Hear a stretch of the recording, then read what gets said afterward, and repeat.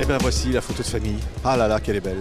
Photo de famille. Alors c'est Cécilia Rouault qui a réalisé ce film. Et puis c'est présenté ici au Festival d'Angoulême Pierre Deladonchamp chante. Et on est ravis, Camille Cotin aussi. Et puis c'est un casting formidable. Comment vous avez fait pour réunir tout ça? Il y a Vanessa Paradis, Bakri, tout le monde. Chantal Lobby, Laurent Capelluto. Eh bien, je leur ai envoyé le scénario. Et ils l'ont reçu. Et ils ont eu l'extrême gentillesse de me faire l'honneur d'accepter tout de suite de travailler sur ce film avec moi. Ouais. Diriger cette équipe de comédiens, de comédiennes comme ça, c'est quoi? C'est un bonheur? C'est un peu plus qu'un bonheur, ouais. C'est une sorte de transe. Et diriger, c'est un mot bizarre pour parler du travail avec eux, parce que c'est des acteurs de très haut vol qui font une proposition de départ tellement haute que moi, j'avais juste des réglages fins à faire sur des intentions que je voulais ou que je voulais pousser. Mais leur proposition de départ, à tous, vraiment était déjà extrêmement, à mon avis, réjouissante, quoi. Oui, ouais. C'est un film qui est fort. Camille, on pourrait parler de chacun de vos personnages. Chaque fois, ils sont des personnages extrêmement forts, intenses. C'est une famille, j'allais dire, décomposée, quelque part. En phase, oui, en phase de décomposition. Non, je voulais dire en phase de recomposition, mais... oui, ils se sont éloignés, il y a beaucoup de non-dits. Et ils vont être amenés à se retrouver et amenés à se mettre d'accord surtout. Et c'est ça qui donne toute son énergie à ce scénario, je trouve extrêmement émouvant. Mais il y a beaucoup de tension. Donc c'est un scénario qui est très riche parce qu'il y a toute la légèreté, l'humour de Cécilia, la distance. Et puis en même temps l'émotion, la profondeur et puis la tension. Donc c'était très jubilatoire à interpréter. Oui, Pierre, c'est ça au fond. Aussi, votre personnage, il a ses tensions intérieures, il a ses doutes, ses difficultés existentielles. Il est dans cette fratrie explosée depuis les origines pratiquement, puisque les enfants ont été séparés. Chacun des parents en a pris une partie. Et puis il a ses deux sœurs qui ont leur tempérament, et puis il est au milieu de cette famille un petit peu en distance avec son père comme avec sa mère, il est un petit peu en retrait. Je crois qu'aussi il cherche à se protéger, même si c'est pas forcément une bonne solution. Et puis petit à petit il se rend compte du manque qu'il a pu ressentir de ne pas voir sa famille, notamment ses sœurs, de la nostalgie qu'il a de ces moments qu'ils ont passés ensemble enfants, parce qu'ils vivaient pas certains chez la mère, certains chez le père. Donc, et Mao, pour moi, c'est un petit peu, il est écorché vif et en même temps, il est empêché parce que cette vie qu'il a vécue jeune le rend un petit peu gauche pour la suite des choses dans sa vie adulte. Mais il a les capacités, pour moi, c'est juste qu'il faut qu'il continue à travailler sur lui pour aller mieux. Et je crois que le fait de se rapprocher de sa famille participe à ce qu'il aille mieux. Oui, photo de famille.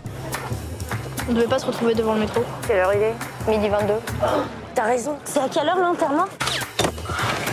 J'ai aucune envie d'y aller. Personne n'a envie d'y aller. Bonjour maman, ça va bien? Qui est encore celui-là? C'est ton fils, Pierre. Ah oui. Heureusement qu'elle a votre femme. Mon ex-femme. Ah oui. C'est bien triste ça aussi. Oui, bon... Il y a de la violence, il y a de la tension, mais il y a aussi quelque part une certaine tendresse, au fond, dans chacun de ces personnages, Camille. Oui, notamment le personnage d'Elsa, effectivement, elle est très en colère. Je sais pas pourquoi tu m'as choisi pour faire ça d'ailleurs. Bon, bref. Non, mais elle dit parfois, j'en ai plein les couilles à un moment. Hein. Je m'en bats les couilles. Ah oui, je m'en bats les couilles. C'était un petit rajout, ça ne va pas.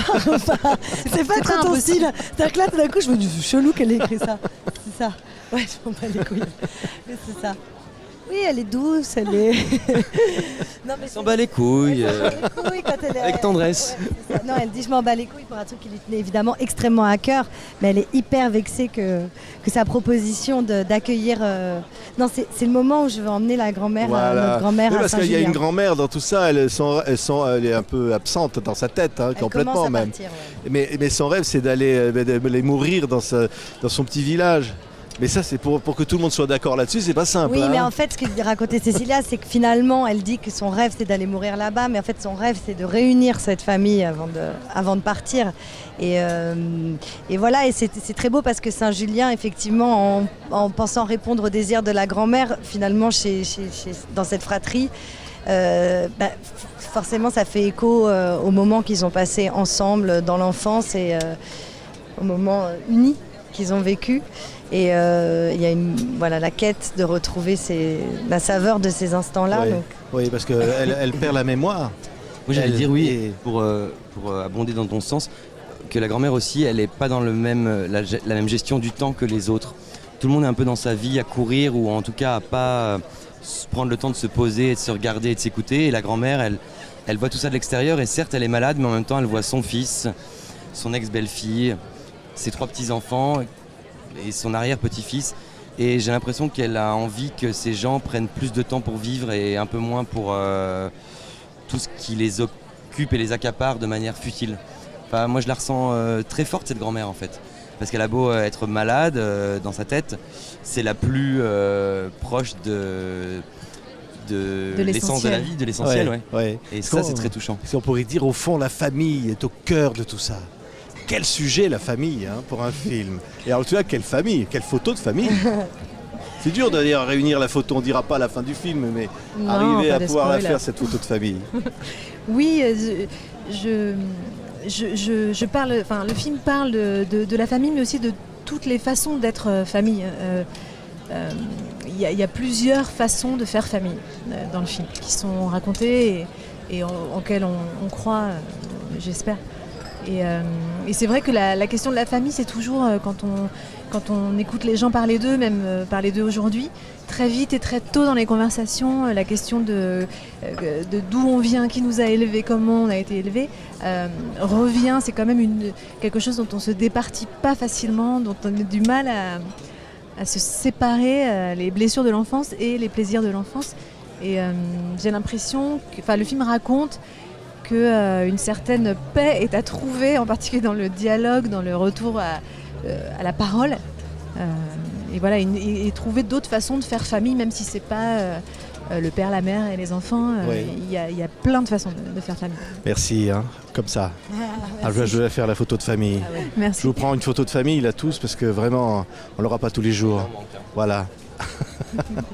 Merci. Merci Photo beaucoup. de famille. Merci Camille, merci Pierre et merci à Cécilia. Merci à tous les 3.